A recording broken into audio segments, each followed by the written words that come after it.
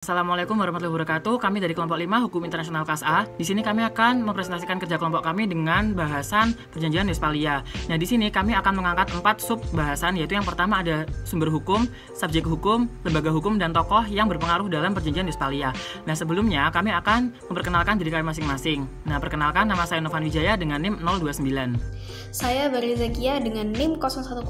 Nama saya Esi Setiawati, NIM 024. Saya Rifka Syifa Kamala, NIM 053. Saya Irfan Sidni dengan NIM 057. Saya Haikal Alfikar, NIM 170. Sumber hukum mengenai aturannya ada isi Perjanjian Westphalia, diantaranya 1. Hubungan antara negara-negara dilepaskan dari persoalan hubungan kegerejaan dan didasarkan atas kepentingan nasional negara itu masing-masing. Yang kedua, mengakhiri perang selama 30 tahun di Eropa dan meneguhkan perubahan dalam dunia politik yang diakibatkan karena perang. Yang ketiga, Perjanjian Westphalia mengakhiri usaha Kaisar Romawi Suci. Yang keempat, mengakui kemerdekaan negara Belanda, Swiss, dan Jerman. Dan yang kelima, berdaulat dan merdeka, dalam artian masing-masing berdiri sendiri dan yang satunya tidak di bawah kekuasaan lain. Asas hukum Perjanjian Westphalia ditandatangani pada 24 Oktober 1648 dan merupakan perjanjian yang bertujuan untuk mengakhiri perang 30 tahun yang dalam sejarah kekristenan Eropa juga dianggap perang antara Katolik dan Protestan, dan secara resmi mengakui Republik Belanda dan Konfederasi Swiss.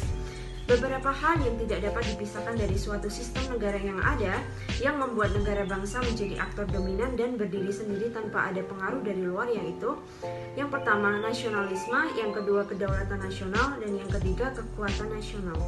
Selanjutnya tentang hukum kebiasaan. Perjanjian Westphalia ini disusunan dasar yang diletakkan bagi masa internasional yang baru. Nah, terutama mengenai bentuknya yang didasarkan pada negara-negara nasional, tidak lagi didasarkan atas kerajaan-kerajaan, maupun mengenai hakikat negara itu dan pemerintahannya, yakni pemisahan kekuasaan negara dan pemerintahan dari pengaruh gereja. Dengan munculnya negara bangsa sebagai aktor yang dominan dalam setiap perilaku politik, hubungan internasional yang disebabkan karena perjanjian ini mendukung bangkitnya negara bangsa atau nation state. Nah, maka konsepsi tatanan sistem negara ini menerapkan pola kehidupan internasional selama 3 abad.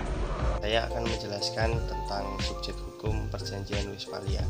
Nah, di sini ada 2 subjek hukum, yaitu individu dan negara. Yang individu yaitu masyarakat dalam European Unity, dan yang kedua Kaisar Romawi Suci Ferdinand II. Terus selanjutnya yaitu yang negara adalah Spanyol, Prancis, Swedia, Belanda, dan negara yang terikat dalam Perjanjian Westphalia. Terima kasih. Dalam masa Perjanjian Westphalia, lembaga hukum penyelesai sengketa masih belum dibentuk, sehingga pada masa Perjanjian Westphalia tersebut tidak menggunakan organisasi penyelesai sengketa, melainkan menggunakan kongres diplomatik dan sebuah sistem tatanan politik baru di Eropa Tengah. Nah, kemudian dalam Perjanjian Westphalia ini banyak negara yang akhirnya diakui kedaulatannya, yaitu negara Swiss, Belanda, Spanyol, Perancis, Swedia, serta Inggris. Selanjutnya kita akan membahas tentang tokoh hukum atau sarjana hukum yang terlibat di dalam Perjanjian Westphalia. Yang pertama ada Johan Oxenstierna. Beliau menyelesaikan studinya di Uppsala pada tahun 1631. Ia adalah anak dari Axel Oxenstierna, kanselir tinggi di Swedia. Bersama dengan Salvius, ia mewakili Swedia di Perjanjian Westphalia. Selanjutnya ada Johan Adler Salvius. Beliau merupakan salah satu diplomat termapan dan paling berpengaruh di Swedia. Ia belajar hukum di Montpellier. Ia bersama Johan Oxenstierna ditunjuk untuk mewakili Swedia di Perjanjian Westphalia. Selanjutnya ada Isaac Volmar. Isaac Volmar merupakan politikus Austria dan ia diutus sebagai perwakilan Kekaisaran Romawi di Perjanjian Westphalia. Dan ia belajar hukum di Universitas Freiburg. Selanjutnya, ada Johann Maximilian van Lamberts. Beliau adalah seorang bangsawan Austria, diplomat kekaisaran, dan juga menteri di Burggrafe Kota Ester. Nah, ia menuliskan studi hukumnya di Universitas Wien. Selain itu, ia mewakili kekaisaran Romawi di Perjanjian Westphalia. Selanjutnya, ada Antoine Bern. Ia adalah seorang diplomat Burgundia yang melayani Philip IV dari Spanyol. Ia juga belajar hukum di Universitas Dole dan Bourges. Nah, ia mewakili Spanyol di Perjanjian Westphalia.